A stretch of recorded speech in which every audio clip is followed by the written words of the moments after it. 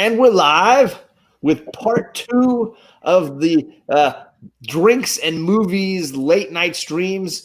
And I'm joined tonight by Bearded Comic Bro with the belt. Oh, yes, the belt.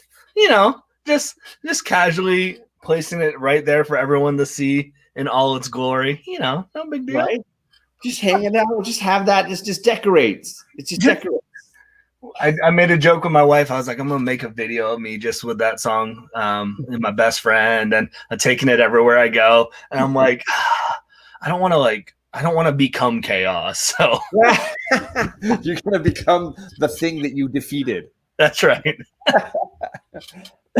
If you guys don't know Bearded Comic Bro, I linked Greg's channel down below. He's got really like a ton of edited content. As somebody who does so little edited content, I find it so hard to get it done. It's awesome how much you produce. Yeah. So he's only got 150 subscribers. So there's clearly a ton of you out there that have yet to find his quality content. You should definitely subscribe. And yeah, don't worry about this guy in the chat. Don't worry about him. Don't worry about that, right? Right? I told you backstage, John. I'm literally gonna hop on for the next month of any channel where I assume chaos will pop up in the chat and just be like, oh, hey guys, just bring me on for 3 seconds just to show chaos this, and I'll fade out. That's fine. That was what Dustin of Two Brothers Comics told me when he beat me on the hunt. He's like, I'm gonna go on any show that will have me just to say I beat the king. Like, I beat the king. The king's dead. I beat the king. All how it works. So I'm gonna say hello to some people in the chat, and then I'm gonna get this going. If you missed last Saturday's show, the idea is I wanted to talk movies. I didn't see a lot of people on last Saturday night, and I thought, hey, it'd be kind of fun. And I made a little slideshow of some of the things I've been posting on Instagram as a way to sort of have a fun conversation about movies, underwatched, underappreciated movies, and specifically African Americans in film. And it was a real lively conversation. And Greg was amazing in that chat. He was on fire. And I was like, we got to get you on the next round. Yes. So I'm super pumped that you're willing. I don't know how late. I don't know what time zone you're in, but I appreciate that you're up late. So it is 12:10. So there you go. It's Father's Day here. Hey, happy Father's Day. Thanks. And to all you guys that are there. So I got Cece in the chat. She was here early. And, of course, Downright was running a show late tonight. Good for you, brother. Good on you. Frank Sinatra? I don't know what that's talking. You talking about great acting? I don't know that that's really going to qualify for great African Americans in cinema. But I appreciate it, Chris Barrett. Coach Vic, he has been posting and commenting on almost every single one of the Instagrams that I've been putting up. So thank you very much, Coach. Mm-hmm. Perry's here lurking. He's always looking for more movies to review and watch. So he hasn't seen a single one that we have on our right? I guarantee. I promise you, right? He's watching The Office, he said tonight. So there you go. Let's see. Downright says, I downed a Chipotle burrito. I'm gonna let that marinate a few before going to the studio to edit. There you go. Hey, good luck to you, brother. Stay strong. Solo Wookie. Downright, check your Instagram. Oh, you're sending messages. All right. Chaos is here. Thank you for coming by, Chris. And TJ, the Slab Dragon Watson, he's almost to 2020 slabs now. He's going to have he's going to surpass the year and be living in the future of slabs. That's fantastic. Unbelievable. We're still up. Kachung is still going strong. I appreciate it, man. Let's see. I got 1-2 Comic Talk in the chat. Hello to you. Thanks for coming by, Kevin. I was in your neighborhood, a little south of you, hanging out with Dollar Bin Fodder in Huntington today. We need to get together, the three of us, when this whole thing's COVID's messed up and done. We can hang out and go hunting. Let's see. I got Ben Compton. Hello to you. We got Some Comic Book Hunter. Let's see here. Jeff Comic 813. Chris Barrett was saying that Frank Sinatra fought for the right to allow Sammy Davis Jr. to be able to perform in the same clubs, halls, and places that Sinatra did. So don't tell me he didn't do his part. Chris Barrett, you know how it is. This is the truth. This is the truth. I appreciate it. And that's it for right now. So let's explain a little bit of how this works. I've been doing an African-American in cinema every day this month on my Instagram, sort of highlighting the ones that have meant the most to me or whose works have meant the most to me. And then I've sort of been compiling them into a little bit of a slideshow here, mostly for my buddy Gore Vidal, who heard I was doing this, and he's a big movie guy, and he didn't want to miss out on the discussion. So it started that way. I figure I can't do more than 10 at a time, or we're going to make Greg stay up till 3 a.m. just to get through them. You do what you got to do. Right? We'll do 10 more tonight. If you missed the previous one, you can just go back. It's only a week old, so it's right there. You can check it out. Bill Cosby and Richard Pryor both came up abstractly last time because of relationships with people like Poitier or whomever. But we'll see who we got going tonight. If you haven't been following the Instagram, these might be surprises for you. You never know. You never know when Ghost Dad's going to pop up. Right? Exactly.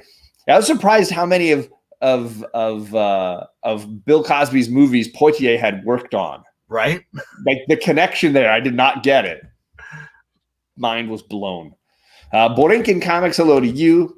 After you get through 30, I'm going to call you a racist for skipping someone. Absolutely.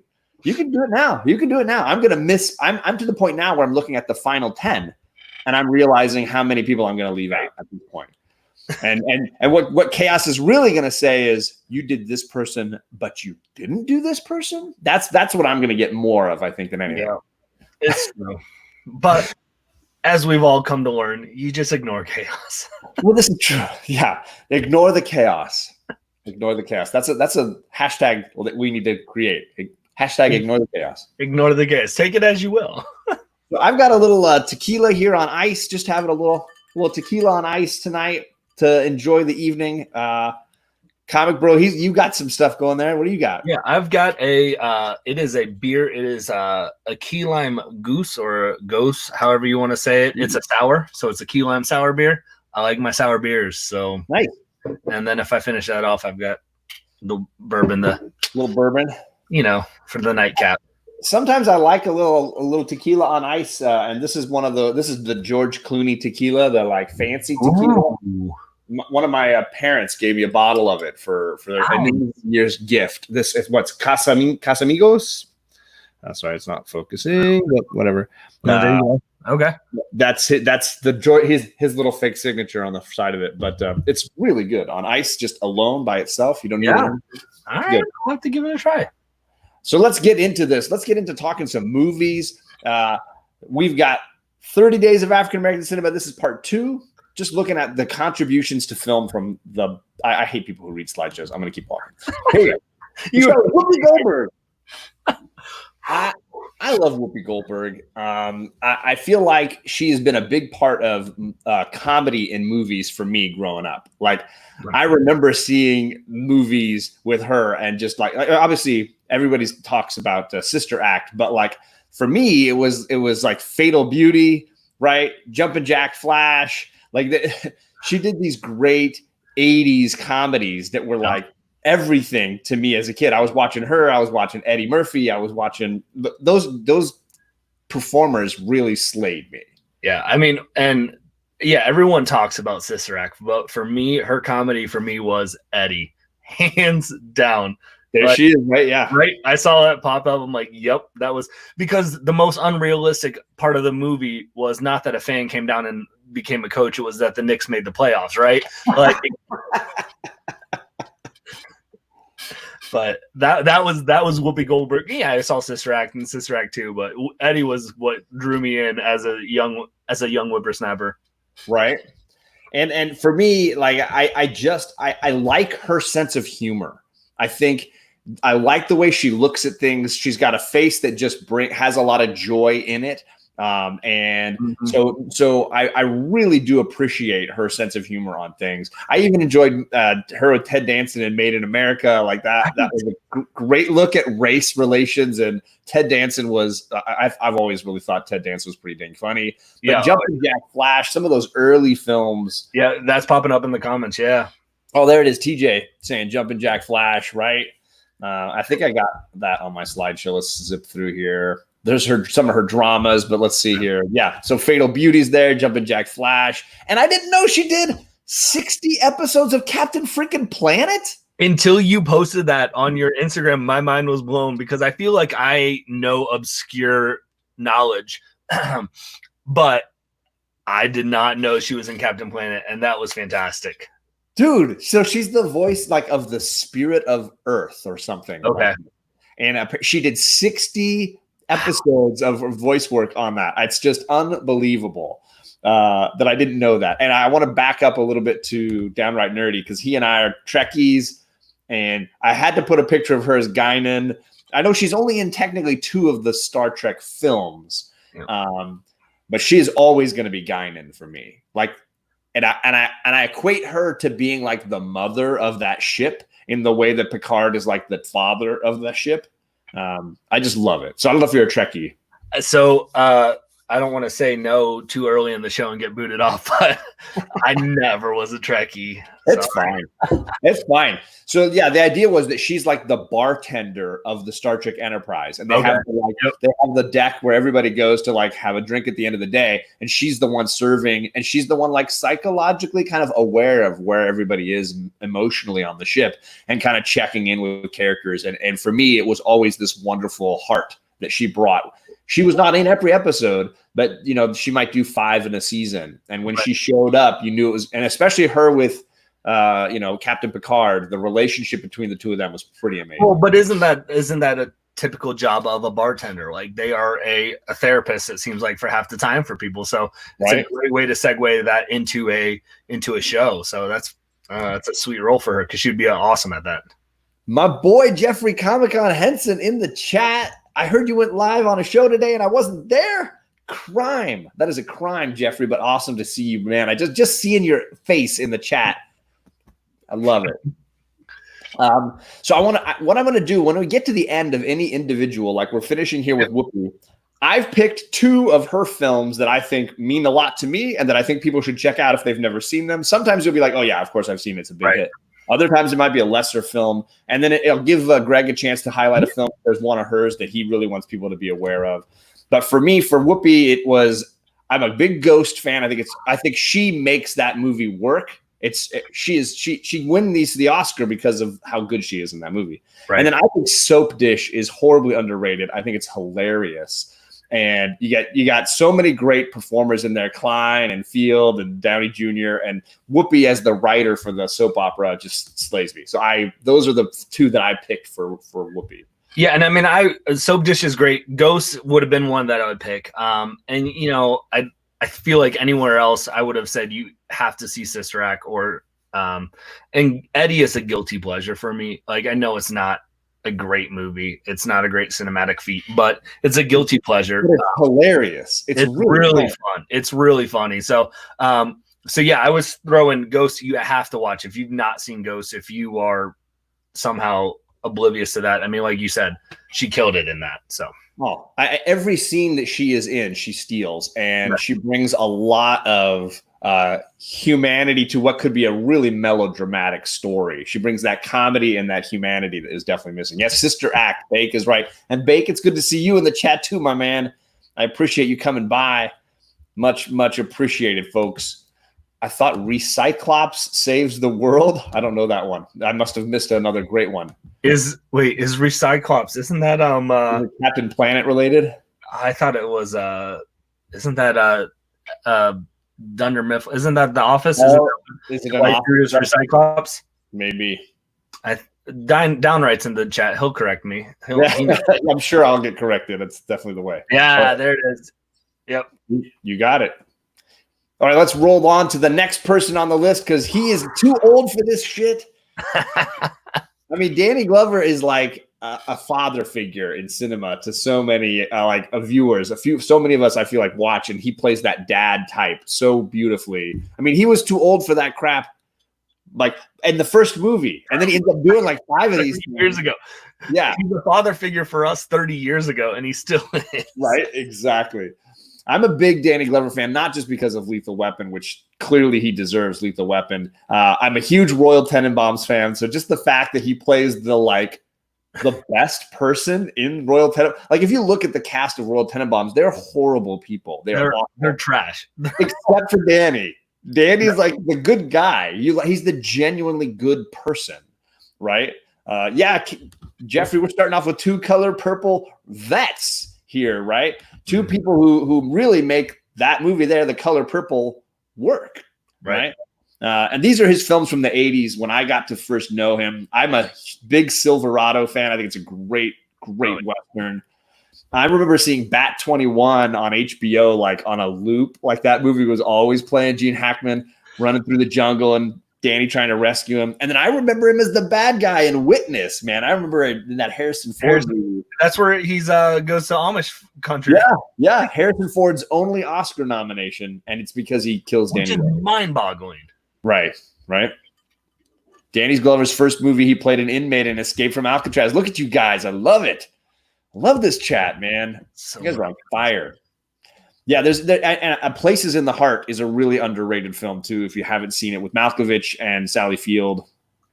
Great role for Danny Glover in that. One of his early, you look how young he is in that still. It's he crazy. Actually doesn't look like a father figure in that role. Not yet. And then starting to get older. There we go. now you're bringing it into my realm. Right. You go to those 90s, obviously Predator 2 was a big hit for him. I love Angels in the Outfield, but I'm an Angels fan, so it was like, I'm not an Angels fan, but Angels in the Outfield is probably one of my first remembrances of Danny Glover in film as a kid. Like, it was right in the midst of that 90s era where the sports kids movies were the thing, right? Rookie of the Year and Little Big League and Mighty Ducks. And Angels in the Outfield gets overlooked so stinking much. And what's crazy is you have Danny Glover, but then, Christopher Lloyd, you have Tony Danza, you have Joseph Gordon-Levitt before he even became famous. And then what's even great is you have two Academy Award winners on the actual team in Matthew McConaughey and Adrian Brody. McConaughey don't even realize that. And it's like, it's so highly overrated. I mean, that movie tugs on your heartstrings, like, for real. Absolutely. And yeah, Jogo is so great. Early Jogo. So awesome. He had one appearance on an episode of Captain Planet. Is everybody in Captain Planet now? And apparently so. Man.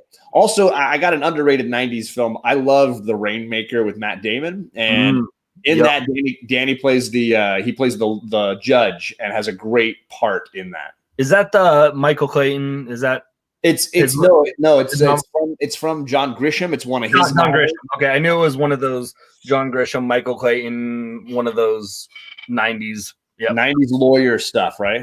Which would have been Grisham, which I should have realized. A lot of people forget how he was in the original Saw film, right? Like he was the crooked cop at the center of the original Saw film, and that, what a great little part he had in that. My daughters, when I said I was talking about him, they always have one movie that clicks, and they're like, Jumanji. He's the dad. He's the old guy in Jumanji. And that is where it officially took him from the father of all of us to the grandfather of all. Right. And I want to see The Last Black Man in San Francisco. I hear it's really, really great, and I hear he's got a small part in that. Yeah, that is actually one I have not seen. Adrian Brody was in Predators. Are we linking all things Predator? Ka-chung. Deep dive. So let's see. The two that I would pick have to be, come on. I'm a huge Lethal Weapon fan, and honestly, Silverado might be the greatest modern Western for me. Like, I just think it's got everything. If you're going outside of the John Wayne era into the more modern era, I freaking love Silverado. So those are my two picks. Okay. Yeah, and I would jump in right on with Lethal Weapon. I mean, you can't all of those movies, like, it's so popular, it's so well done that we didn't even talk about Lethal Weapon when we were talking to Danny Glover. We're like, you guys just know he's too old for this. Like, so yeah, and then I would throw in my childhood nostalgia of Angels in the Outfield, hands down. So I feel like people forget about that and sleep on it. Chris Barrett says best Western since John Wayne is Blazing Saddles. I definitely will give that to you as a great pick. But again, it's too satirical. I like my Westerns less funny and with more killing. I need more shooting. Yeah, I mean, we're talking Westerns. That's Tombstone for me. Tombstone is really great. I do agree. So one of the biggest names in the history of African Americans in cinema has to be this gentleman. And I made the comment last time that I said a certain actor was the voice of my in my mind. I hear this person narrate my life, and it's James Earl Jones. He is the narrator. But I know other people have someone maybe a little later in tonight's show that they would prefer as their life narrator. And either one you can't go wrong with. Let's be honest, right up front. They're both great. I would let either one of them read me bedtime stories. Right. So I say he's the greatest voice in Hollywood for me. And I absolutely love just the way he brought so much to the roles that I got a lot of in the 80s when of course, the Star Wars, the Conans, and those kind of films that were like, man, this guy is just a boss, right? Fantastic. If you guys have never seen The Great White Hope, I would, if you're looking for something to really highlight race relations in America and some interesting views that maybe we've lost track of, it's a really good look at interracial relationships and how they could be viewed at different times in history. And I think it's one of James Earl Jones's greatest early performances. So I just want to throw that out there for people looking for something to watch. Great movie. Yes, absolutely agree. And Conan, when he's in the villain in Conan. How do you go wrong, right? His eyes I feel like, are this big the entire movie. Oh, man. It's so good. Where's Larry Bird? I don't need Larry Bird. What are you talking about? No Larry Bird. Well, in The Great White Hope. Right. I mean, it makes sense. So here we got a ton of his like films that I think people probably know him best for these days, whether it's the King in Coming to America, people mentioning Sandlot and Field of Dreams, some of his baseball kind of classics. Right. I loved him in the early Jack Ryan films, whether they were Harrison Ford or with Alec Baldwin. Yeah, because he was Hunt for Red October. Then he was in the Patriot Games, Clear and Present Danger with Harrison Ford. Those are great. He plays the general in those, or he's the head of the CIA in those films, and he has a great character arc. Even though Jack Ryan changed actors as that story went along, he ends up dying of cancer in the third film in that series, and I think his arc is pretty amazing. He goes from this guy at the top of his game to this guy who's on his way out, and Jack Ryan is taking over maybe for him. Admiral Greer. But he's the head of the CIA, I believe, at the time in the story. As you said, and we'll keep it as the tease, a voice of our generation, James Earl Jones. We said there might be someone else. There might be someone else who actually played the same role as James Earl Jones in those movies. I'm just saying. Maybe there's a relationship between that role, Admiral Greer, and the voice of the generation, if you will. Here are some of his amazing voice works. There are so many I could have filled a screen with it. I just picked a few that were kind of fun and funny that people might forget, like how on Third Rock from the Sun, he did a ton of voice narration. So many of these voiceovers that you dropped. And then more recently, the new Judge Dredd uses him to voice narrate the portions of that film. And then, of course, he's one of the only actors to be brought back when they remade The Lion King to do that voice again, because who else could be Mustafa? No one can. I mean, come on, right? And of course, how do you leave out Darth Vader, right? The quintessential. Yep. Right? Which everyone knows him from. Absolutely. Which is hilarious because I don't think he even gets on-screen credit in the original film. I don't think so. It's the later two films or whatever that he finally gets his credit. So if I was going to pick two, it's hard, but I'm going to pick these two. I'm a big Field of Dreams fan. It makes me cry every time, but it's just such a great movie. And his role as this 60s writer turned disillusioned hero is just powerful. And when he gives his speech about baseball at the end, it's like amazing, as only he can do. You took the words right. I mean, Field of Dreams was going to be mine. And when he does that whole Ray, people will come, and he gives that whole speech, like you said, as a writer, Terrence Mann, Oops, I messed up. It's Mufasa, not Mustafa. Sorry. Oh, did you say Mustafa? I screwed it up. My bad.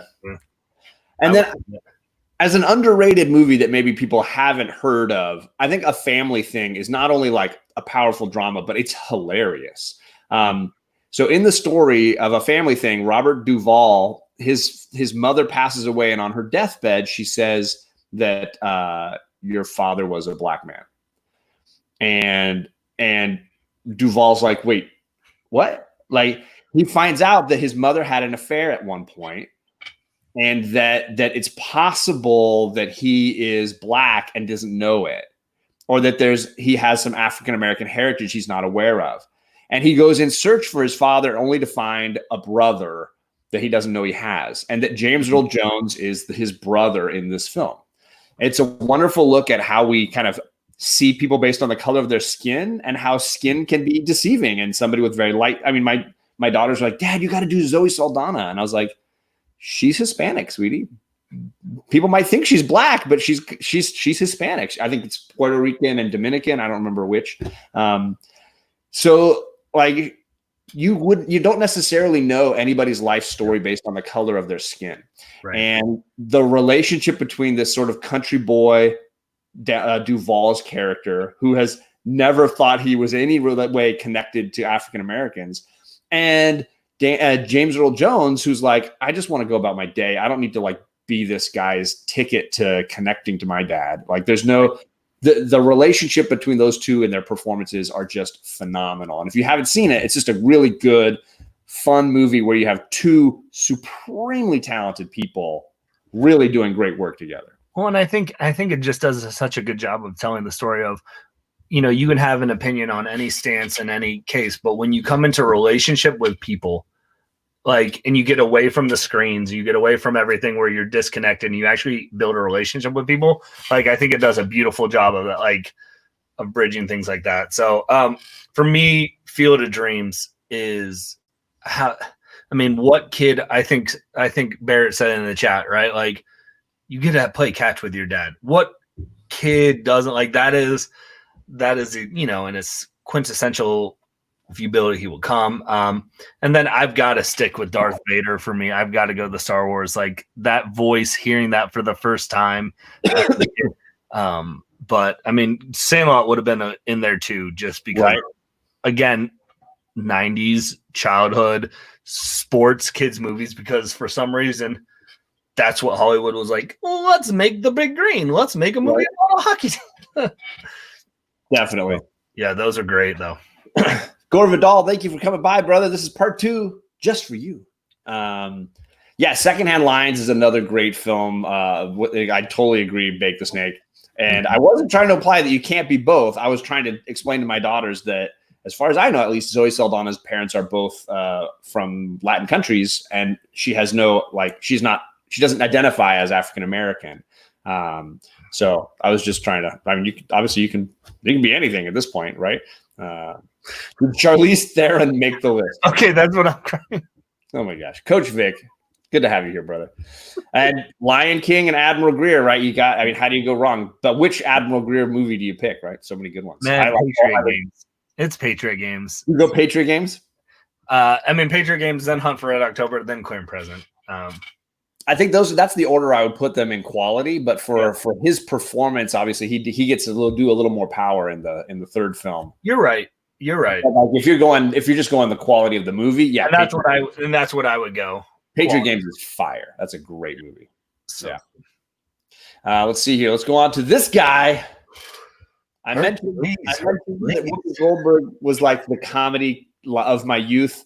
Well, she's partnered with this guy. Absolutely. Like, I probably saw Raw and Delirious way too early in my life, but they're freaking amazing. And then, of course, later it was all his action stuff. It was Golden Child. It was 48 Hours. It was Beverly Hills Cop. I saw these movies a ton of times. Let's see here. Charlize Theron is from Africa, right? She's an African American. I do agree with what you're saying. She's from South Africa. I do agree. But Eddie has been just so connected to at least my appreciation of comedy in movies, like from the beginning. Right. I mean, well, and I think you had Danny Glover on the earlier. I think Eddie Murphy also. They launched the buddy comedy cop movies. Like, they were on the ground floor running with those, with the 48 Hours and and then obviously Lethal Weapon. So I think you don't get some of those movies. And maybe it was you or someone said it without Danny Glover. You don't get your Rush Hours. You don't get those buddy comedy. But Chris Barrett says Shrek was originally supposed to be Chris Farley. I was noticing that. Yeah. There's lots of great times. I think Chaos is talking about Zoe Saldana here. That's a great quote from her. And I did read that quote. Absolutely. Yep. And then lots of people showing some love for Golden Child. I saw Bake the Snake says Golden Child. Love it. It's a great movie. I rewatched it not too long ago. So I kind of organized his movies by genre because I feel like he really created the action comedy genre in a big way for me. And I love all 5 of these movies here in this graphic. Like I think they're all just great. Of course, you can't go wrong with the originals, Beverly Hills Cop, and the original 48 Hours is hilarious. Watching Eddie in the bar pretending to be a cop in 48 Hours is perfection for me. I just love it. I don't see Beverly Hills Cop 3 on here. Is there? Right. Somehow that one got left off. I don't know. Basement Park? Is that not? It just I couldn't find a graphic for it. Weird. Man, but I watched Beverly Hills Cop, and even the third one, like him in it though still is fantastic. When he's just how he portrays himself, and I can't even do it justice. Like he kills those roles. Yeah. Absolutely. And can blend the violence and the comedy really, really well. I think the way he blends the two works really well. And I don't think you have someone that has a more iconic laugh than his, especially in those Beverly Hills Cop movies. Absolutely. You hear that laugh, you're like, that's Axel Foley. Right? Exactly. And then, of course, on the straight up comedy side, I mean, Trading Places, Coming to America, and his stand-up comedy stuff. The guy's amazing. Oh, yeah. Right? He is the boss of American comedy, especially in the 80s and 90s. Like, who's better, right? Who's better?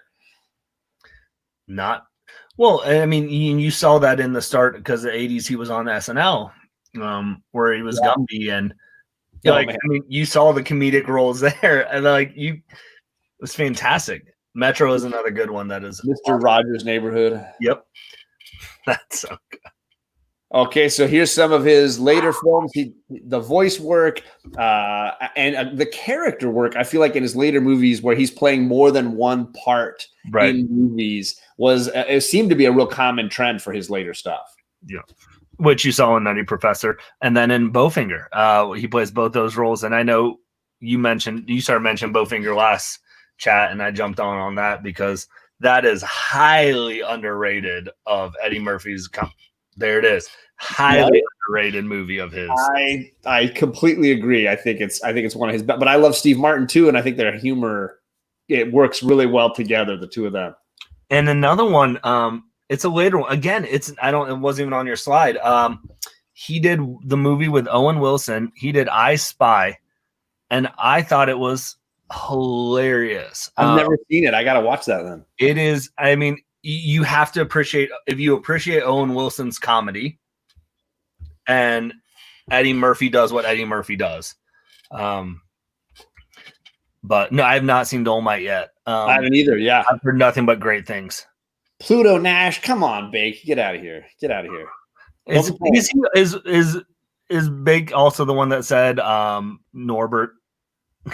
Because come on, I think he did mention that. Yeah, and I'm excited for Coming to America too, as well. But I mean, I also have very little faith in comedy sequels. I think comedy sequels are probably the hardest thing to pull off.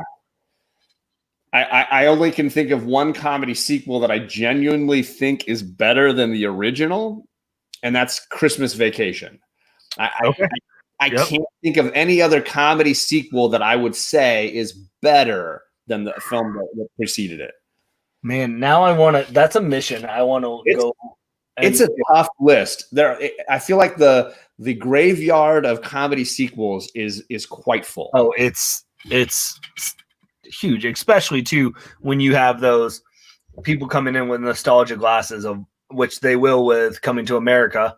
We did it with Anchorman. We did it with Zoolander, which were cult classic movies that you quoted all of them, and it's like Ghostbusters, Caddyshack. I mean, the list of comedy.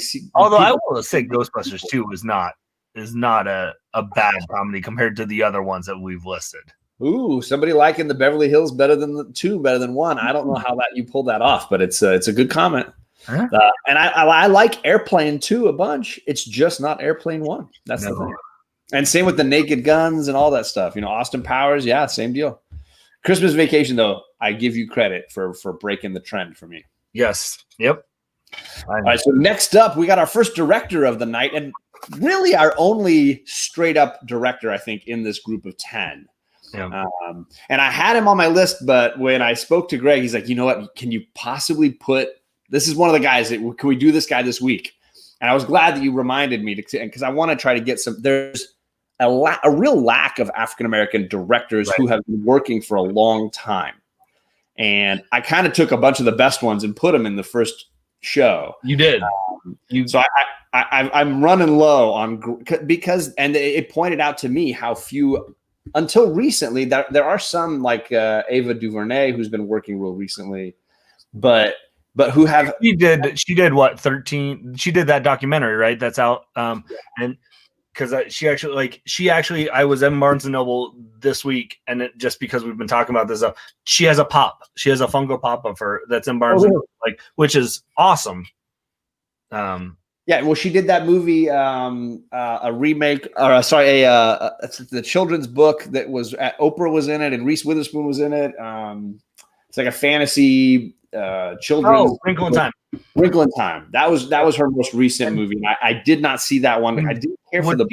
She also didn't she do Beale? Selma. Could talk. Was that her?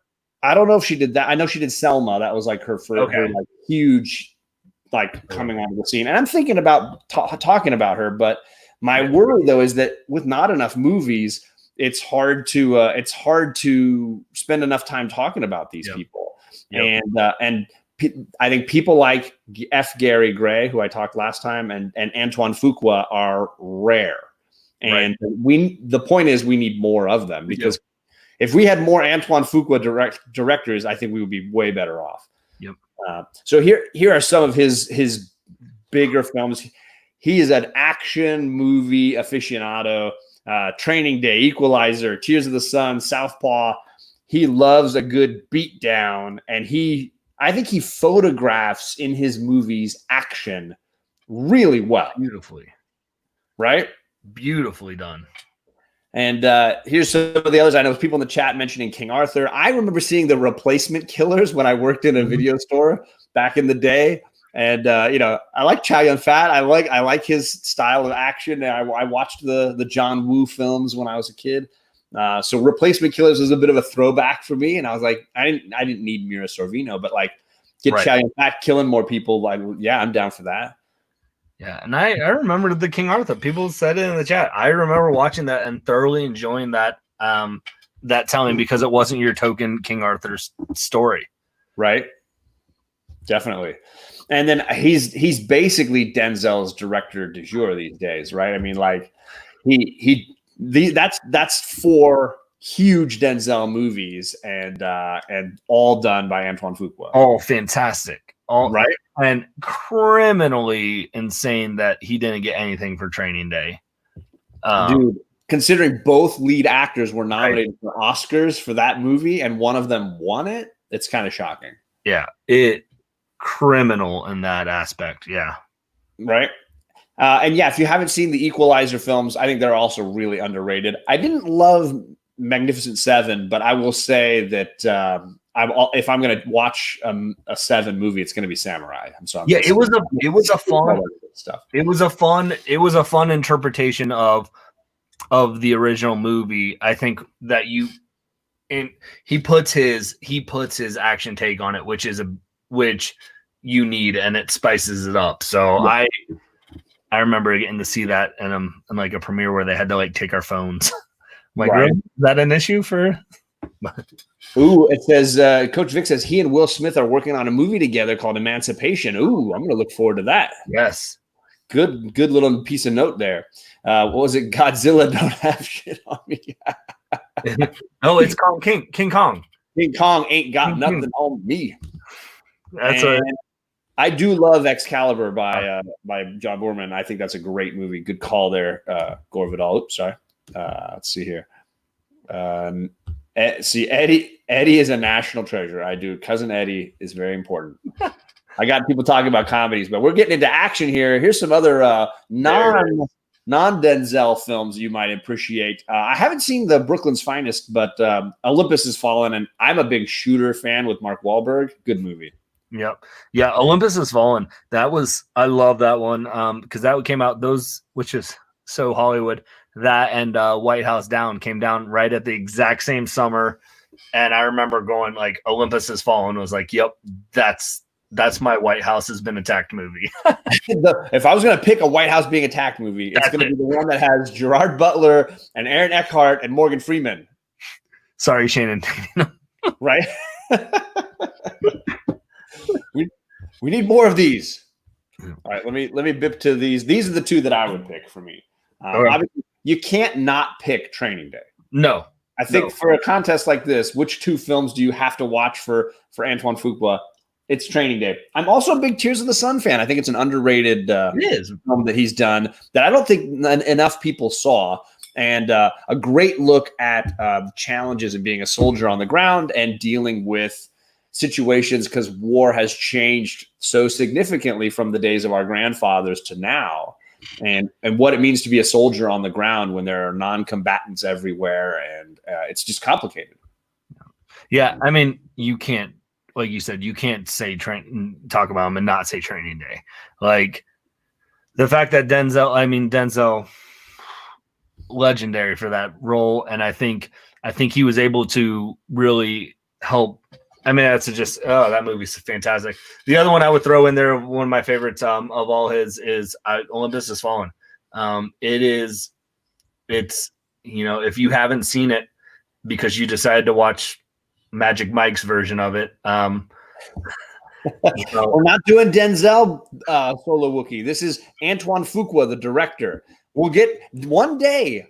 I have not done Denzel yet, but I'm saving that. That's like a delicious steak, and we're gonna enjoy that in the final episode of this series. I mean, because you don't do this list, and Denzel isn't number one or at least top three. I'd be curious to you above, but yeah, I mean, Olympus Has Fallen it's just well done action movie. I mean, that is his bread and butter of what he does.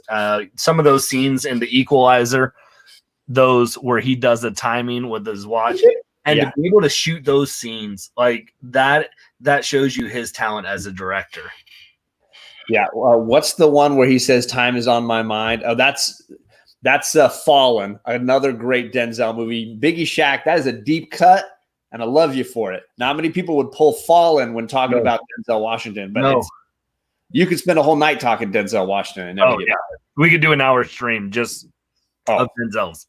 And hello to Carlito Classico. Thank you for coming by. And yeah, Monica Bellucci has everyone's heart. I mean, let's just be honest. All right, let's keep it moving here. We got the other voice of modern cinema, Mr. Morgan Freeman. I even had to label him as actor narrator because let's just be honest, that's what he is. That's why you get the comment of he's the voice of our generation, because if it's not James Earl Jones, it's Morgan Freeman. Right. And for me, like I think I first came across Morgan Freeman. I mean, I did watch Electric Company, but I don't know that I remember it well enough to like place him there. For me, it's some of these early films. Yep. I did see The Pawnbroker, before I even got into college, which is a great dark black and white film, and apparently he's an extra in it. And I saw Street Smart with Christopher Reeve, where he's like the evil pimp, but I didn't see that till way later. For me, it was movies like Glory and Lean on Me when I first realized, like, wow, this guy's powerful. Yeah, and I mean, you put those other two up there. Unforgiven. I grew up and my mom loved Westerns, so Unforgiven was up there. And then Shawshank Redemption. Fire Guy Ryan says Morgan Freeman, the guy who played Bilbo. That's Martin Freeman. Come on, Fire Guy Ryan. Hilarious. Yeah, look at all the love for Glory going on in here. I see one person talking about it here. Let's see. It jumped on me there. I see Coach Vic's talking about it there. Yeah, lots of people mentioning Glory. Great. I mean, honestly, it's iconic. Yeah. Right? And I know Driving Miss Daisy gets crapped on. It's good, though. And the main reason why, if people don't know the history around it, was that it won Best Picture the same year that Spike Lee's Do the Right Thing was nominated for Best Picture. And it was two very different looks at the relationships between whites and blacks in America.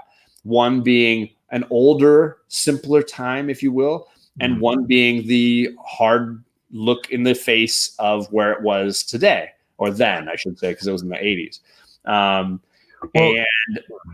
And an older group of voters for the Academy Awards is going to clearly pick the good old days kind of version. And it was a shame because obviously to this day, the movie that people talk about more is going to always be Do the Right Thing. Right. Well, I think it's the same thing as because it's a very similar storyline, and I think that's what people got upset about of Driving Miss Daisy. Same with when Green Book won. Mm-hmm. It's that kind of the exploitation story of it is. And so I think yes, when you have something like Do the Right Thing, Driving Miss Daisy, because I'm trying to think because there was another film that was very similar. I feel like it was when Green Book didn't even get nominated. Was that when Straight Outta Compton didn't even get a Best Picture nod? Straight Outta Compton was what, 2 years ago? I can't remember. And yeah, I do agree that Glory and Driving Miss Daisy brought him a lot of accolades. And I think Lean on Me too. I think it really created this vision. And my dad was a high school principal. So I definitely had to watch Lean on Me. It was expected viewing, and it should be. People should really watch it. It's an amazing story.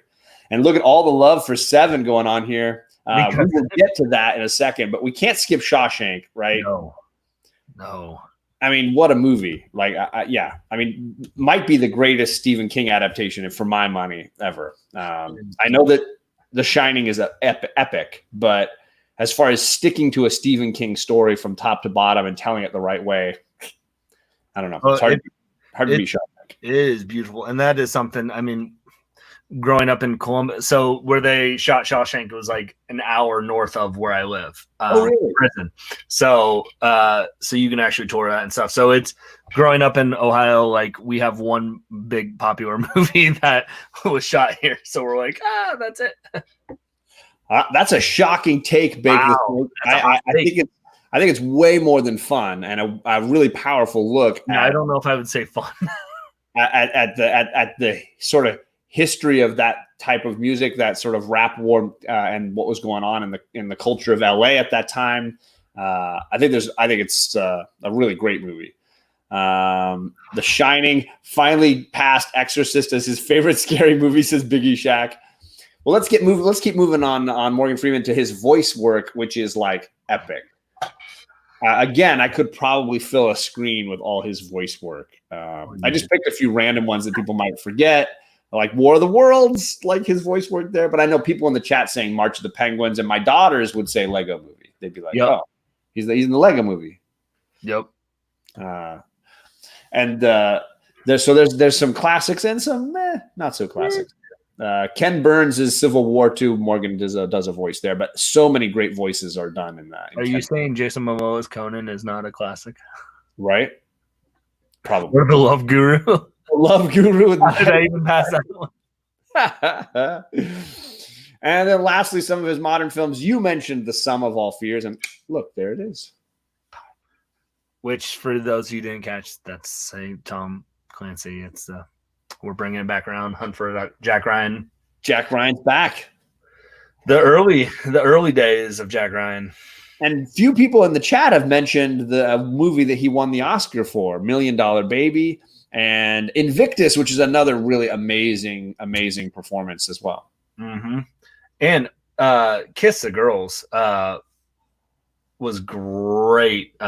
James Patterson. We're at James Patterson novel. Yep. Glad you And didn't. the sequel, Along Came a Spider, I think is a good one too. I think they're both underrated thrillers. It's all right. Let's see. So weird having people talk about Ohio, says Biggie Shack. I represent for us, Biggie. Don't worry. TJ says we spent the night at Mansfield Prison ghost hunting. Okay, I'm hard pass from John on that one. He is God Almighty, just isn't he? Isn't he God Almighty? He is. How many times did he play Mandela? I don't have an answer to that. I know this time he definitely did. If I was going to have to pick two, I think it would. These are the two that I probably watched more than any of the other films he's done. Seven would be right behind these two. Yeah. I mean, obviously, I said Shawshank. We talked. I mean, any role. How many times? Not even Mandela. How many times has he played a president? Yeah. Deep Impact, right? Yep, Deep Impact, and then Olympus. Which sounds like porno, but it's not. So I would say Shawshank, and then I've got to show love to Seven. That, how do you not? I mean, literally every single person in this chat uses "What's in the box" when they open up a comic book box, right? Like we don't know what we would do with mystery boxings as a comic community without the movie Seven. So just for that fact alone, we got to show love to that. Or even how many thumbnails for a major unboxing, some way or another, reference this film. Right? Yep. And I remember when I did my first unboxing, I'm like, oh, I'll do this. It'll be so clever. And I watched them. I'm like, oh, never mind. TJ mentions Electric Company. And again, I watched it. I don't know that I can consciously connect him to his role on Electric Company, but I do know that he was there. Chris Barrett says, so Driving Miss Daisy beat Born on the 4th of July, Dead Poet Society, Field of Dreams, and My Left Foot for Best Picture. And as we were saying, Do the Right Thing wasn't even nominated, right? And of all of those films, Field of Dreams and Do the Right Thing are probably the only ones people are really even talking about all that much anymore.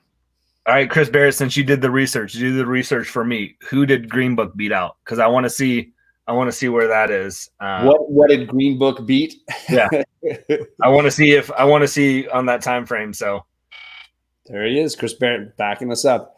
I need to watch Seven. Is it on VHS? I'm sure it is. Oh, that's hilarious. All right, let's move on to our next gentleman.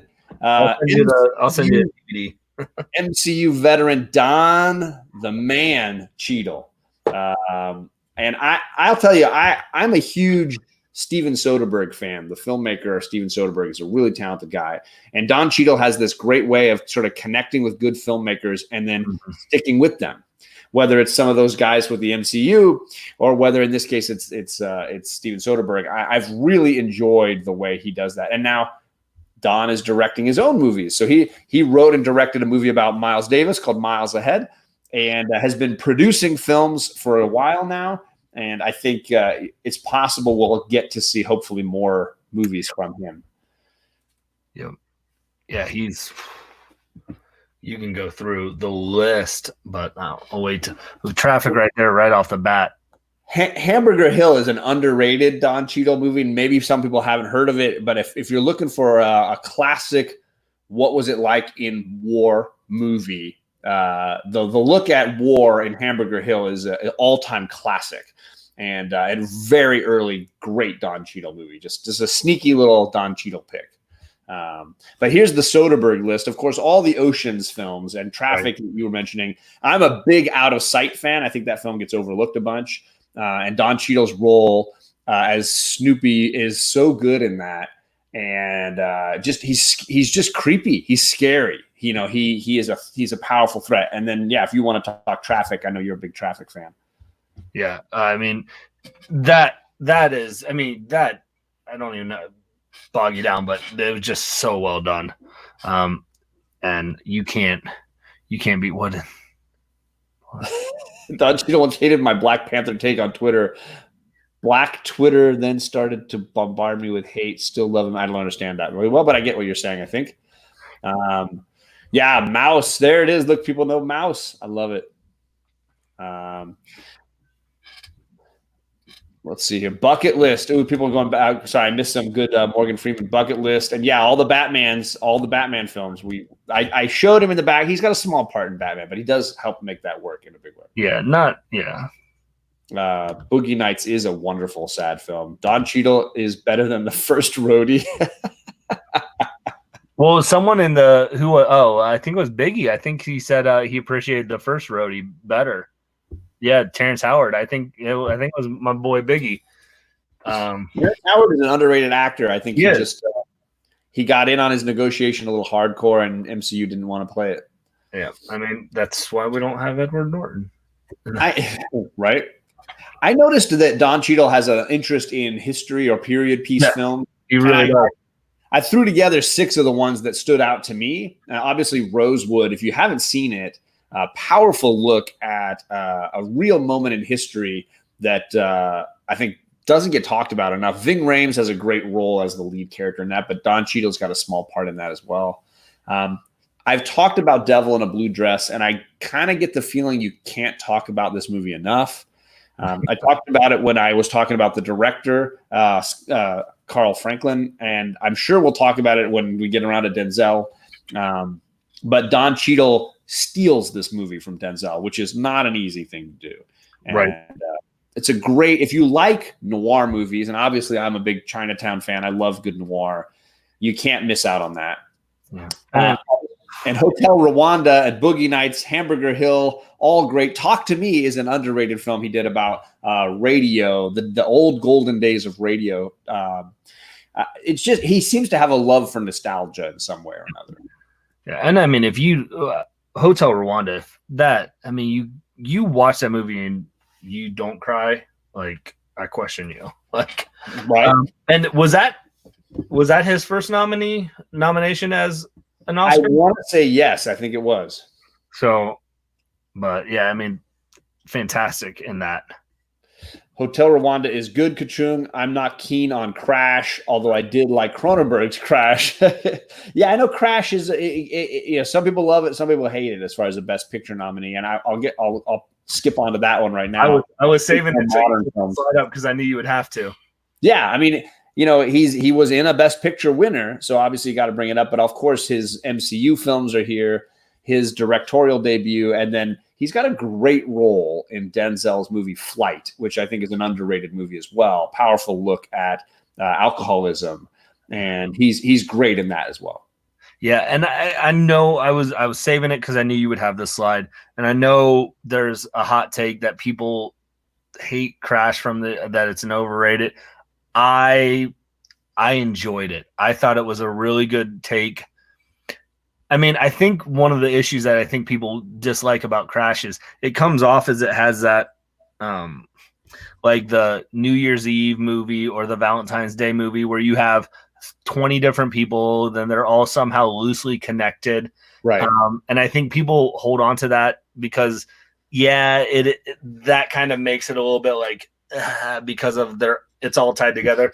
But I think a look at of race relationships in the midst of Crash, I thought was really well done. Now, Best Picture worthy, fine, but I think I'm trying to think who it beat out because I think that's why it gets more. We'll put Chris Barrett on that next. Chris Barrett, who did Crash beat out? Because I think it's an underrated movie, but people go, it shouldn't have won Best Picture over this one, and I'm blanking on what it is, and that's why it gets more hate than I think it deserves. Absolutely. So here's your Green Book. It beat Black Panther. He said it twice. Black Klansman, which I think was a great movie. Vice, Roma, Star is Born, The Favorite, and Bohemian Rhapsody. I would have voted Black Klansman, but that would have been my pick. Yeah. Which Denzel's son. Right. As somebody was saying, I think Biggie was saying that there was a sequel to the Golden Girls called Golden Palace, and Don Cheadle was in it. I don't know anything about it. Some people saying that they didn't even know it existed. I didn't know it existed. So I'm learning some stuff from this chat as usual. Yeah.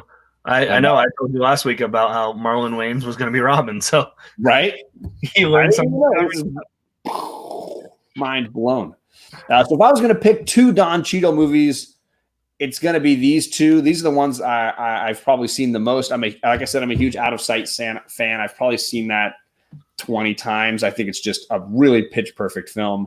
and his role in it's great. And then of course, Hotel Rwanda it's like seeing Schindler's List, but for another continent, like and another time in history. It's just that powerful. It's just that mind-blowingly good. I'm gonna say off the cuff of that, if you haven't seen, since we've already talked about it enough today, if you haven't seen his portrayal as Captain Planet online, start there, because Don Cheadle as Captain Planet is fantastic. So just hit the YouTube on that one, gang. Oh, so good. Me later. So good. If any of my wrenches can drop the link to the YouTube video of Don Cheadle as Captain Planet, that would be very appreciated, because that is a hilarious deep cut. You just got handed to you. So that's my first pick for these, because people have seen Hotel Rwanda, people have seen the MCU. Well, hold on, is Perry in the chat? No, Perry's playing a video. You guys have all seen the Marvel movies, so we don't have to recommend that. But I mean, Hotel Rwanda, we talked about it. You need to see it if you haven't. It is. I mean, it hits you in the gut. Like, you're like, holy cow! It's a powerful movie. And I will say, rewatch Crash. That'll be my other pick, because I think sometimes and I can be guilty of it too. I think we watch a movie and we're like, oh, I didn't like it, or we hear the narrative that people tell us so much, and we forget to actually formulate our own opinions. So absolutely. I would say rewatch it. Watch Crash again. Yes. Jeffrey Comic-Con Henson, my man, dropping that link for that Captain Planet. Thank you, brother. Appreciate that. Yeah, and I will say right under these two, I would probably have Devil in a Blue Dress, which I think it's just one of those movies that not enough people saw, and I had hoped in my heart that it would be popular enough to get a sequel, because it's just so good. I'm hoping one day Carl Franklin, Don Cheadle, and Denzel get together and say, hey, we have enough clout, we can just go and make our sequel the way we want it. I also I don't even think we talked about. I think you did a very good job in Reign Over Me, which is a underrated movie with Adam Sandler. Yeah, that a lot of people forget about because they're like, oh, it's not Happy Gilmore. Right. I think Reign Over Me is another one. If you haven't seen, give it a try. Absolutely. And on the point of Crash, I was working for a film festival as a programmer when Crash was first being released, and my film festival was the first opening of the film. Like, the cast came, it had never premiered anywhere. It was the world premiere of Crash, and it went on to win Best Picture. And I think to this day that film festival still puts it on all their programming material. But I remember seeing it in the theater before nobody had even heard of this movie, right? Except $1 Million Baby. It was the same writer, and so it was like everybody was talking about that. And I do think it's a powerful film. Maybe not Best Picture, but not worth throwing in the garbage in any way. All right, Barrett, did you let us know? Barrett, you're supposed to let us know, who did Crash beat out for Best Picture? Yeah, let's see. Because, again, that's the reason why. So, John, we get it. You went to film school. Chris Barrett, I usually don't talk about it, but that's the point of the show, is I get to dick around with what I watched and enjoyed in film school. Let's go on to this lady. I forgot how many movies she had a cameo in before she hit it big. Yep. How did I not remember Octavia Spencer as the woman who takes Peter Parker's information at the wrestling ring in the original Spider-Man with Tobey Maguire? The woman who's like, You sure you're ready to do this? Was that where I was trying to remember? I thought she was a person on the street when the building was falling. So no. She's the lady that takes his money, and she's like, "Are you sure you're ready to do this, sweetheart?" Okay. And now I'm curious, because I need to find out. Not even that one, but I know she is in another really obscure cameo role, like in Spider-Man, where I'm like, "What is it?" Yep. Ooh, Bake is mentioning a movie called Soloist that might come up a little later tonight. We'll see if we get to that movie. That's a great one. Don't school shame John. Come on, man, not cool. It's all right, Biggie. It's part of the comedy that Perry and I have going here.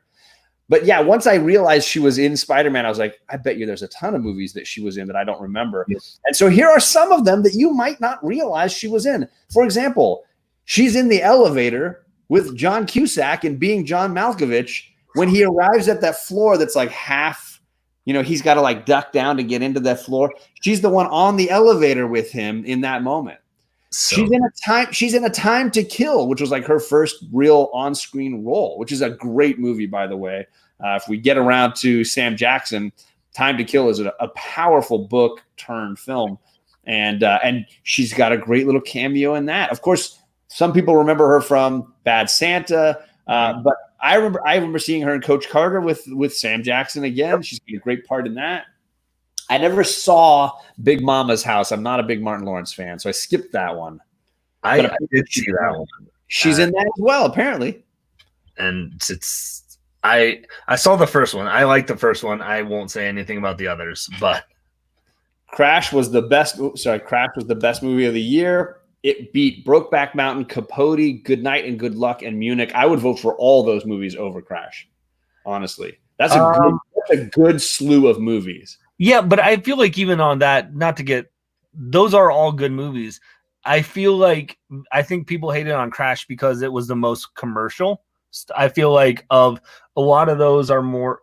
I think Brokeback wasn't going to win just because of the topic that it was at. Yeah, sure. At the time, and America wasn't ready. Nobody was ready for that movie. And I would even say Capote, you had the best actor because of that. In there, and I think that took away. But yeah, Munich would have been the one that would have had a chance to beat it, I think, of anyone. I honestly, of those films, the ones that I've rewatched the most, I would probably say is Good Night and Good Luck. I think it's a fantastic movie, an amazing movie, and so many great little roles. And if you guys haven't seen Good Night and Good Luck, great one. So, Chris Barrett, you are champion chat master tonight, and we supremely appreciate you, brother. Chris Barrett is my IMDb tonight. I'm like, I can't remember. What is that? Chris Barrett, let me know. That's what the B in IMDb stands for. Is Barrett right there. So there's some of her early cameo roles, and then her breakthrough kind of roles. Some of the ones that really helped cement her as being amazing that we all know today. I am a huge fan of The Help. Recently watched it with Kate, and now she's reading the book. She's like super into it. Snowpiercer, she has a heart-wrenching role in Snowpiercer as the mom whose child is sort of ripped from her. I don't even want to deal with Fruitvale Station. I think it's just one of those movies that just go and watch it. I mean, if you haven't, just watch it. Like, I mean that was probably one of Michael B. Jordan's early. It is, yeah. I mean, he was in TV shows, he was in Friday Night Lights and all that stuff before, but like that was his main, I feel like, movie role. And obviously he was on The Wire and things, right, but like, which you guys talked about. Tiny, but until Fruitvale, I think was this movie that set him up. And then she had a role in the Insurgent trilogy, but I think she was only in 2 of the 3 films. Yeah, I don't think I saw the final one. But yes, all it needs to be said is if you haven't seen Fruitvale Station, watch it. Like, just educate yourself. Absolutely. It's a true story that deserves to be heard. So obviously her bigger films of late, people are mentioning The Shape of Water. She's got a great role in that. Really, really good. Hidden Figures is an amazing movie. And my girls are now in a school where they're reading that. All the 5th graders read that book. Amazing book. Gifted is a really good, underrated Chris Evans film, and she's got a good part in that. And then, so she produced a movie about Madam C.J. Walker, and I was so shocked. Up until that came out, I was always telling my students we would read in 3rd grade this story of Madam C.J. Walker, this woman who was a beauty product maven. She created a business at the time when women weren't really, much less Black women, but women in general weren't really making businesses of their own. She made her own company, became a billionaire, and nobody was making a movie about this woman. I was shocked. And then, of course, along comes Octavia Spencer, and I apparently blew this graphic. I cut off her name twice. That sucks. She produced. Octavia ruins everything. Oh, man. She produced and starred in Self-Made. And Coach Vic, it is amazing. It is really good. The story of C.J. Walker should be told. Like, people should just know it. And she was amazing, absolutely incredible. And so she produced it and starred in it. So shout out to that. And then, my daughters, of course, know her as the voice of the female otter in Zootopia. And Hidden Figures is it's a very important movie. I mean, not even, you know, amidst of everything that's going on, but then even just women's rights in the midst of that, like, and Janelle Monáe in that also fantastic.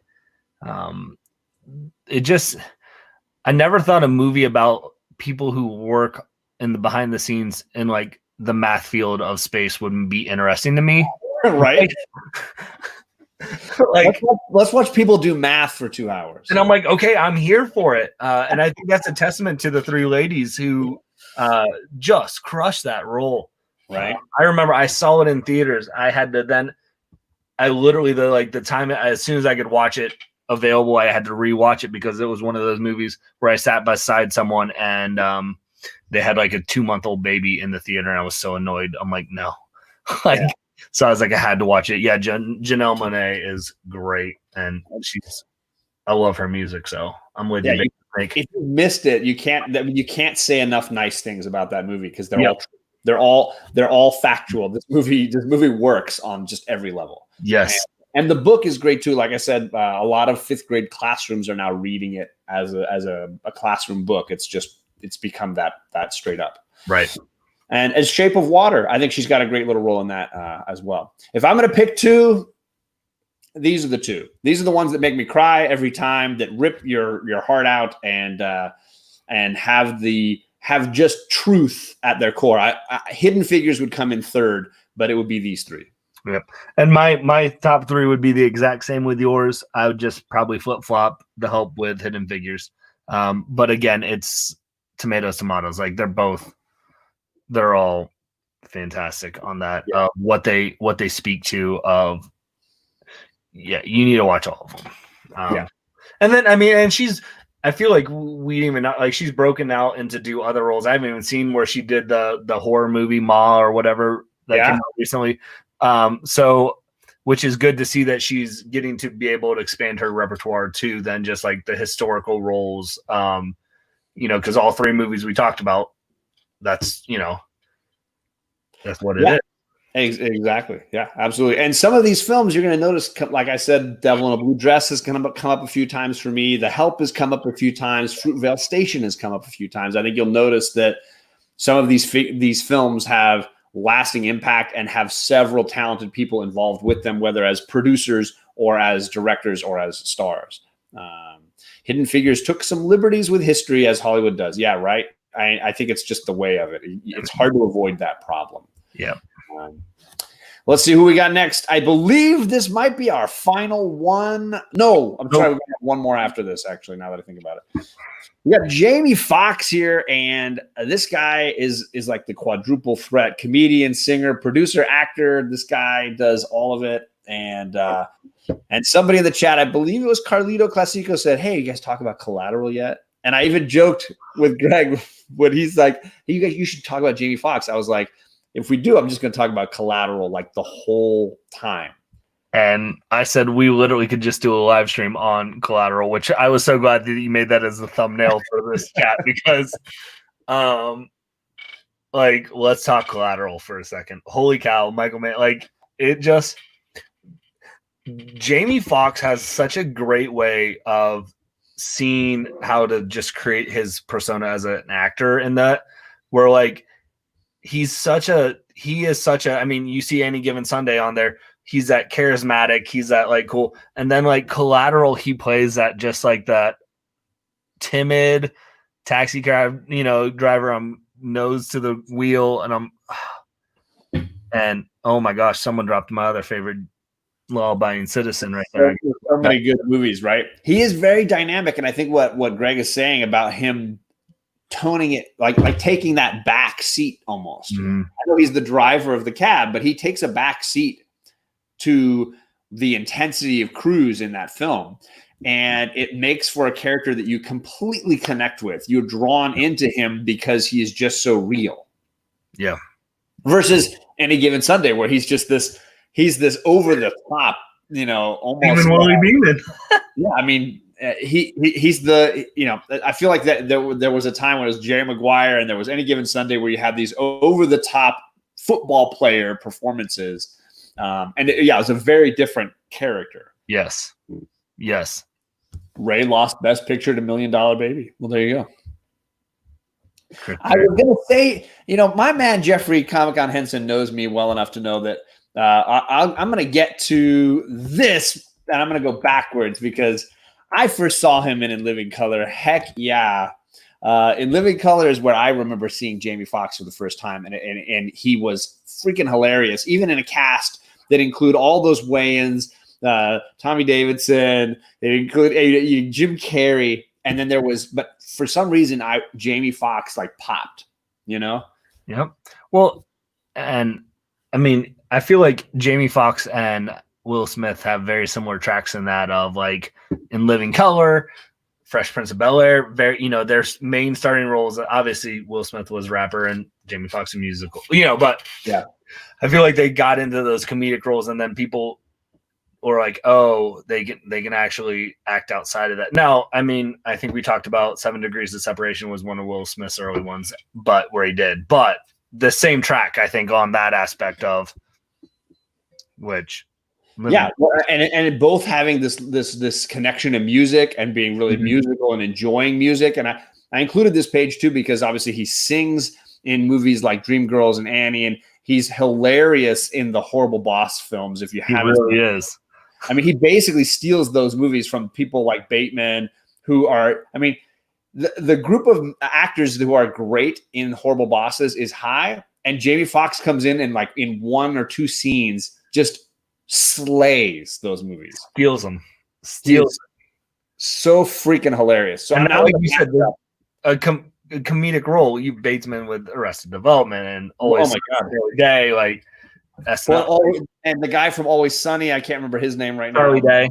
Yeah, and then SNL. You got an SNL alumni in there, and it's but yet somehow it's Jamie Foxx's 2-3 scenes that are just the best. Well.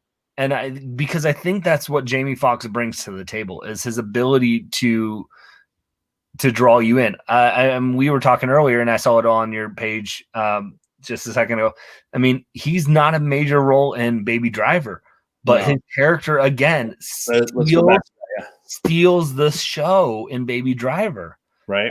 And you've got a cast of Kevin Spacey and John Hamm and. What's his face who plays the Punisher, John Bernthal, and Jamie Foxx's character steals the show. Absolutely. And an underrated action film from him too is the Kingdom, which I think is a really, really great action film. You mentioned White House Down, and there it is as well. And then everybody, it's not a bad movie. It's not a bad movie. It wasn't Olympus Has Fallen. That is true. And everybody in the chat's mentioning Django, which how do you not? He is Django, and he makes that movie work straight up. He makes that movie work. Baby Driver was decent. Didn't love Baby Driver. Keep forgetting to watch Baby Driver, says Joel the Geek, my buddy Joel the Geek. Good to see you in the chat, man. Well, Joel the Geek, you need to watch Baby Driver, and Carlito, you need to watch Baby Driver again if you only think it was decent. Right. He was good in Ali, and we'll get to that in just a second. I just wanted to finish a little action discussion here. Is that talking about Spider-Man at all? I don't see that. We're not talking about Spider-Man. I know it's the wrong Spider-Man series, but he does have a good little role in there. I mean, it's not my hashtag, not my Electro, but that whole series is not my Spider-Man. So I have a hot take on that. I'll save that for another live stream. Oh, okay. Now let's go to his drama work, because I know that a lot of people are mentioning things like Ali. Thank you, Bake the Snake, for mentioning Ali. Great little part he's got in that. The Soloist came up earlier. Yep. The Oscar for Ray. I think Jarhead is a real great movie. Painful, tough movie to watch. And then Just Mercy, which came out last year. Really under the radar film. Really good. Just watched it. Well, and I don't know if iTunes is still doing it, but last week iTunes had dropped Just Mercy. It was free to rent. Really? So I don't know if it still is, but I watched it because of that. I wanted to see that in the midst of everything. And Michael B. Jordan again. Jamie Foxx, their role, and to see just what takes place and what is going on in society, if it's still free, absolutely watch it. But even if it's not, check out Just Mercy. It's eye-opening, I think. Definitely. Absolutely agree. And yeah, Bake, he has a really small part in Toys. If you blink, you might miss him in there, but he is in that movie with Robin Williams, Toys, if you haven't seen it. Carlito, we weren't hating on Spider-Man so much as we were hating on the Andrew Garfield Spider-Man films that Jamie Foxx is a part of. Not a big fan personally. Ray is an amazing film. I do agree. And again, I think you see some of his connection to music here. Soloist, Ray. We mentioned Dreamgirls and Annie. I feel and when I said I'm talking about Jamie Foxx, my girls were like, "You mean the guy from Rio, Nico from Rio?" They were like, "Oh yeah, he gets to rap, sing, hip hop, do music in the 2 Rio films."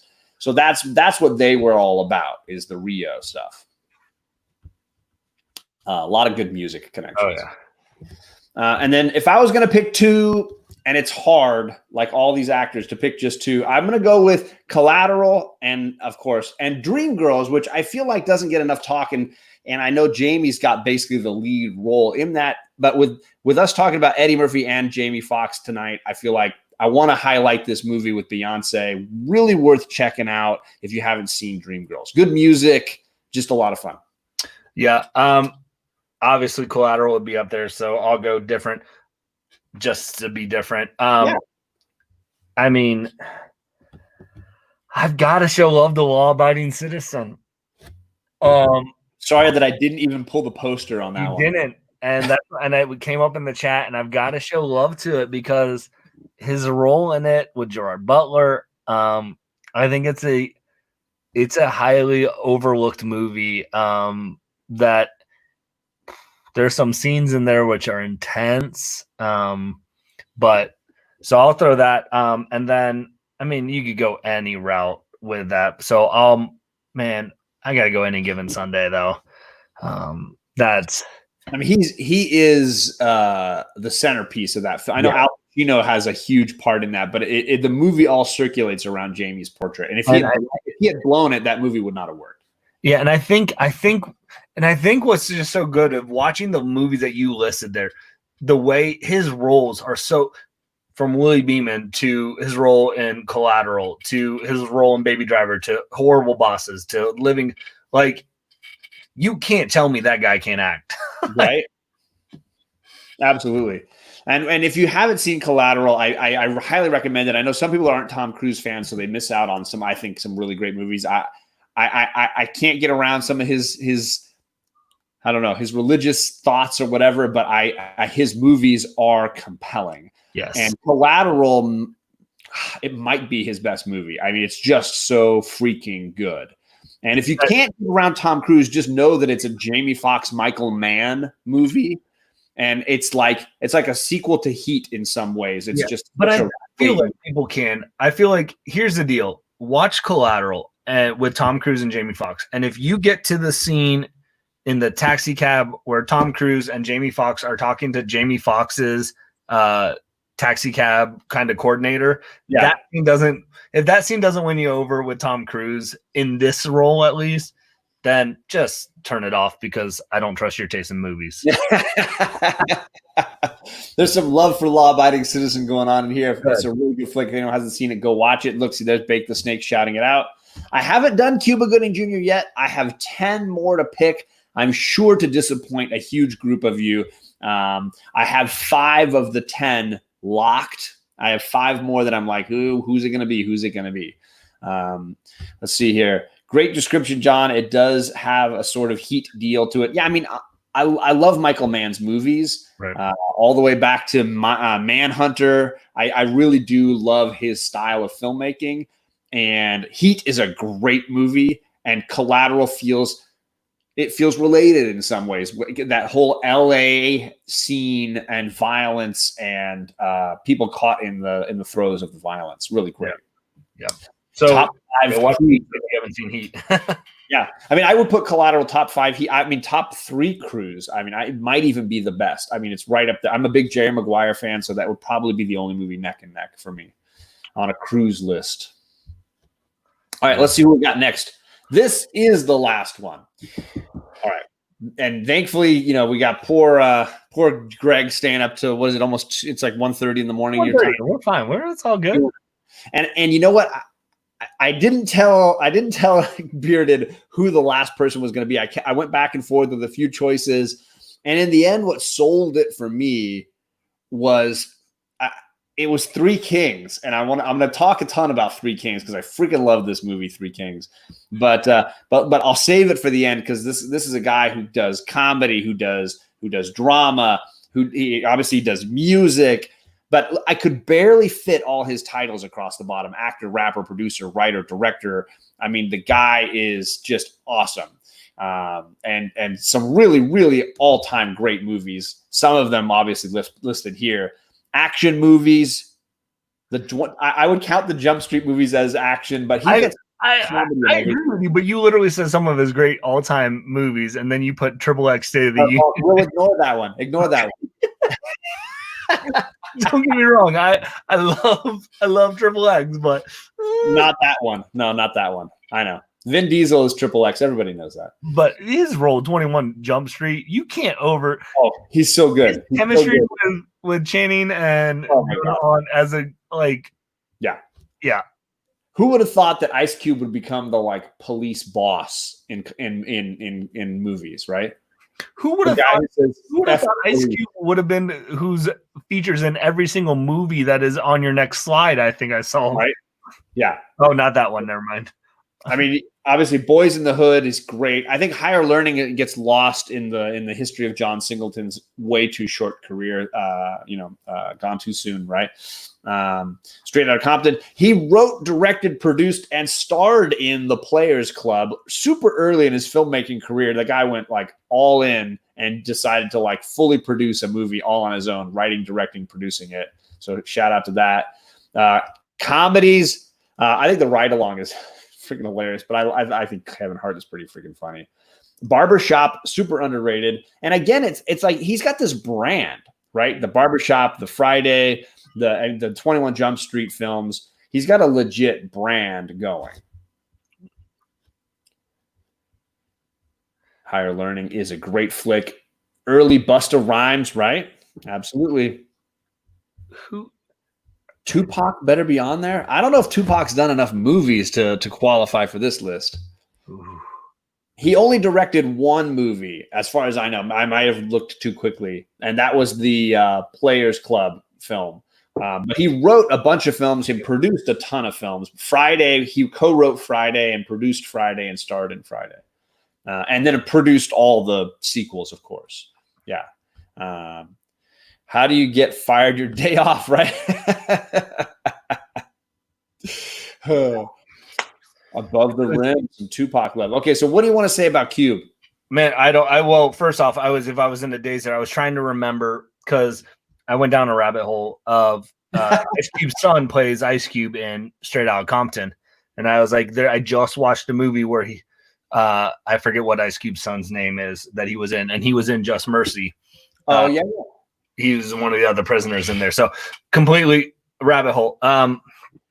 Man, Ice Cube is surprisingly I was wondering who was going to make your list from Boys in the Hood, because I feel like you can't do this list without Boys in the Hood. Right. And I didn't know if it was going to be the director.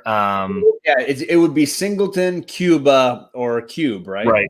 Because Morris Chestnut's obviously Ricky, but his, he was in Kick-Ass, and I think, not a lot his. So I was wondering, and I figured it would either come down to Cube or Ice Cube or Cuba. For me, I think when you throw a little bit of Cuba of Ice Cube's music in there, well, I think it's looking at the whole body and his producing work, because I feel like he has created a brand. Yeah. I mean, in the same way that Tyler Perry has his brand, I think Ice Cube has his brand. And he's got several Barbershop films, several Friday films, several Jump Street films, and he is acting and producing and sort of creating his world. And I think it's phenomenal. Yeah. Ice Cube is anybody. He's not anybody's poor man. What is Chris Barrett? You're crazy. Poor man's Isaac Hayes. Come on. Poetic Justice and Juice. Look, they're all Tupac in me here. Everybody's showing some Tupac love. Hashtag gone too soon, man. What was so funny, John, though, was when you sent me that, you're like, all right, the last pick's going to be Ice Cube. And I was like, sweet. I just saw him in concert 2 years ago. Right? You were like, yeah, and you sent me this photo of you and your lady. Yeah.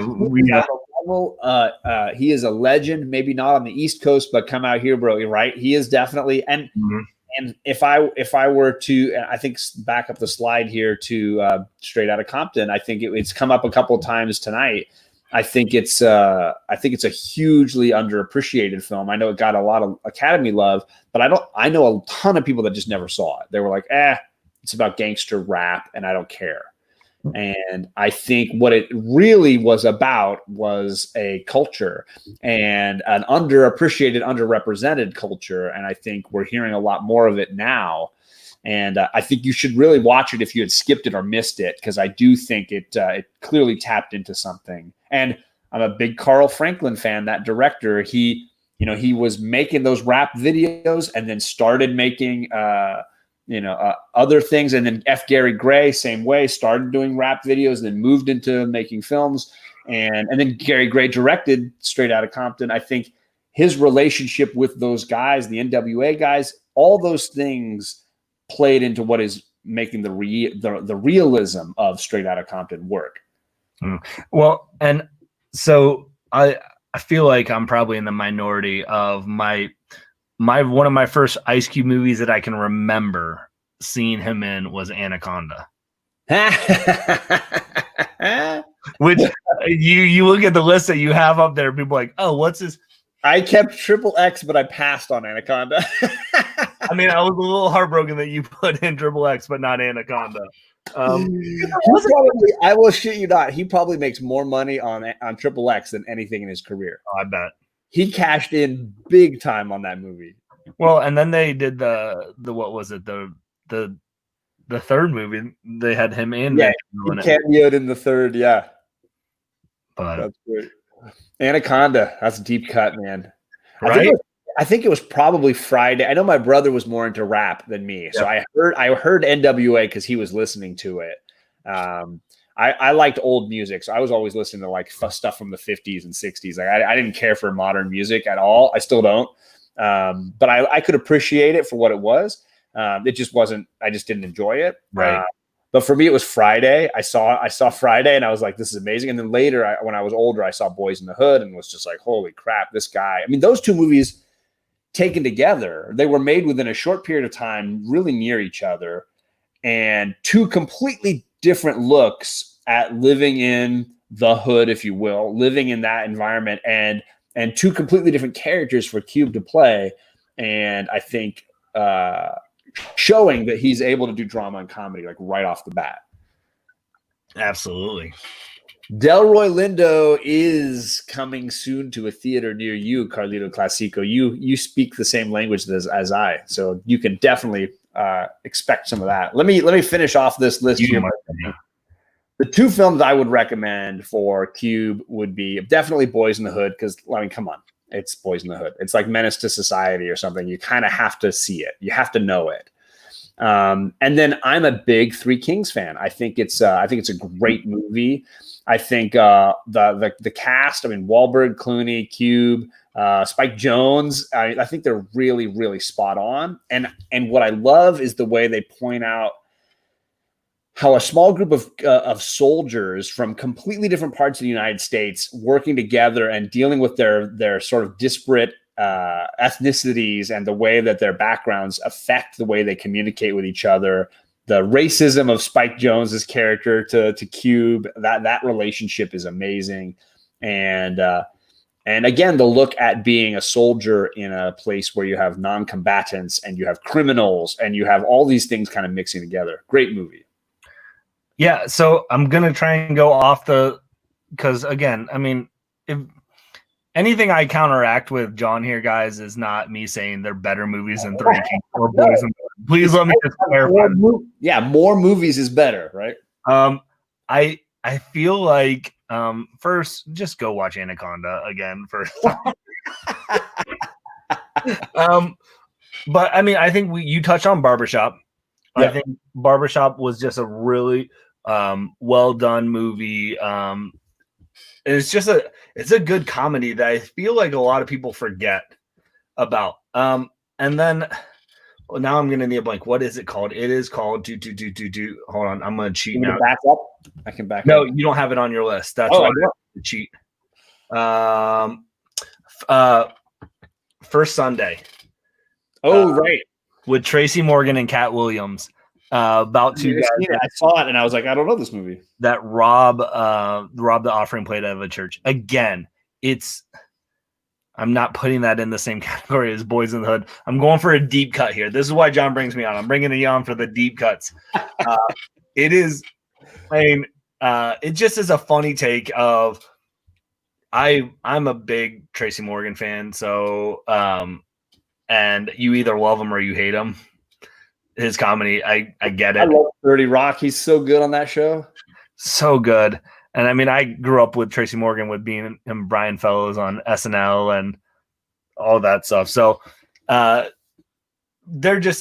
literally the story of two guys who basically rob the offering at a church and dealing with and the emotions that go on. And it's a comedy, and it wasn't really good for a lot of people, but I thought it was just a fun, interesting take that, you got your Boys in the Hood, you got your Three Kings, you've got.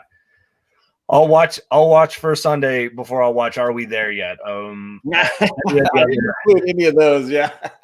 Well, I thought that's what you were going to do. That's why I was like, I never would have imagined Ice Cube would be one of the highest grossing comedy, right?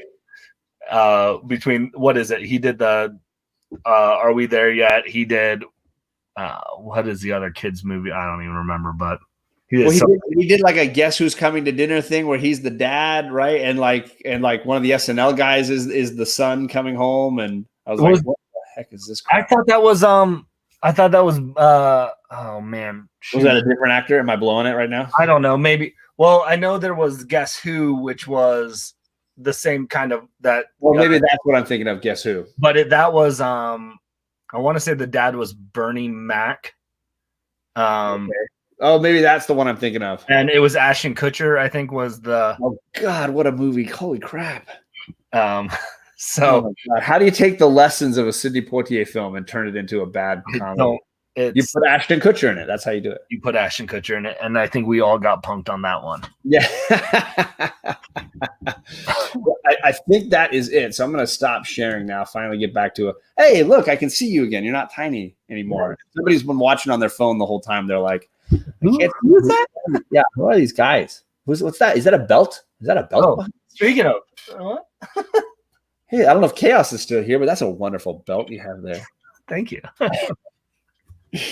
So for those just joining us or catching little pieces of this is the second of 3 videos drinking and talking about great films and African Americans in film.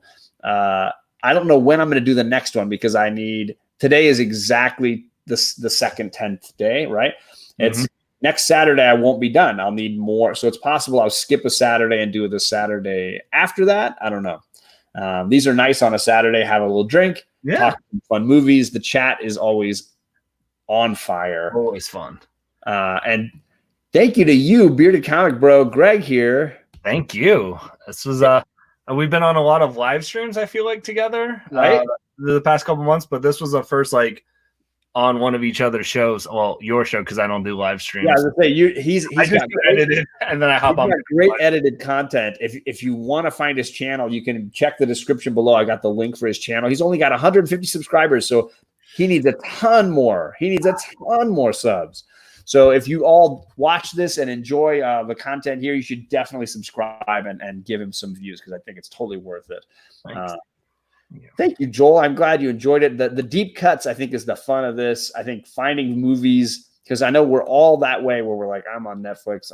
I'll watch The Office again. I'll watch Parks and Rec again. But sometimes you realize that there are some great movies that you've been waiting to watch. You can skip the rewatch of Snakes on a Plane, Carlito, and maybe throw a Fruitvale Station or a Hidden Figures or something else really valuable into that space. Yeah. So thank you to the chat, and thank you to Greg for joining in this and making this a lot of fun. Yeah. Do you have any videos upcoming that you want to plug? Anything you're editing right now? Anything that's going to drop soon? And I've got a lot. So I just dropped Crafton Comics. So it's a show I do with my friend Booth. We're going to do some series, and we just dropped one where we're talking about that movie was a comic. And so we talked about The Rocketeer.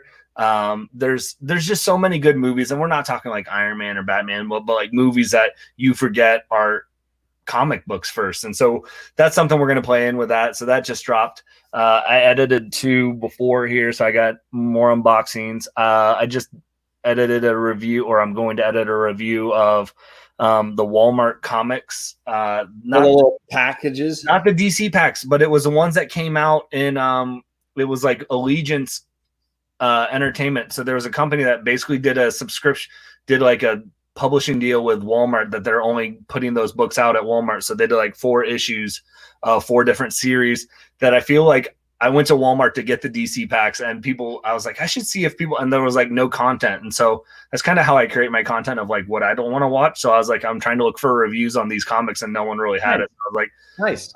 So that's coming. He did a Comic Tom mail call unboxing not that long ago, I thought, right? Just like a week ago or something. Wife and I are going to do another one of the name the characters. So I was the last one where she quizzed me, so I'll quiz her back again. And I think not this Monday, but the following Monday, I'm going to be on Comic-Gories with you and Matt and all those guys. So, and if you missed, again, his wife quizzing him on comic book characters was great. I mean, some of them are. I mean, the art, obviously, your own artwork at the beginning was hilarious. There were some great. There were some characters that I would not have known if I got quizzed on that same list, and some that I was like, oh, I know I'm a huge fan of 100 Bullets, so I knew that cover and I knew that character, but not many people do. Yeah, and as we talked off screen, I'm like, there's a lot of stuff where I'm like, I need to get into it because I just got back into the game 2 years ago. So it's stuff I'm familiar with and not. So just some fun stuff like that. Just talking comics and having fun and pop culture and stuff like that. So awesome. So again, his link is down below. You should definitely check it out and subscribe. I think you'll find stuff that you'll totally enjoy. And then hopefully Greg can come back and we'll do one more round of these. I would love to. I'd be honored. So I would. 10 more awesome folks to discuss next time. Yeah, absolutely. Awesome. Well, until then, hope to see you guys all again soon. I'm supposed to be on White Whale Comics channel tomorrow doing a little Dungeons and Dragons. I got Comic-Gories coming up here soon. I'm on JP's channel on Tuesday. We're talking Fables. So I got a ton of stuff coming up on pretty much every day. Just Google John on YouTube and you'll see him pop up. Well, I was joking. I'm going to try to do an exercise routine based on how much YouTube I'm doing. So I could be a swolger before you know it. You're going to be downright nerdy podcast here real soon, or a comic jabroni. You're just going to be jacked. Like, why? Well, because that was my goal, and I'm just mentioning it so that people can heckle me about it. My goal is to do a minute of exercise for every minute I'm on YouTube. I'm gonna hop on every chat that you're on, every stream. Very people. How did you work out 90? So if I was today, it would be 103 minutes. 143-minute workout. Well, 103 minutes because that's an hour and 43 minutes, right? Yeah. Do the math. Come on. I know it's late. No, that's why I watched it in figures, so they can do the math. Oh, awesome. Yeah, Swole Comics with kids. Exactly. I don't think I'll ever be there, but at least I can push myself a little bit. All right. Thanks, everybody, and we will catch you all again soon. Bye.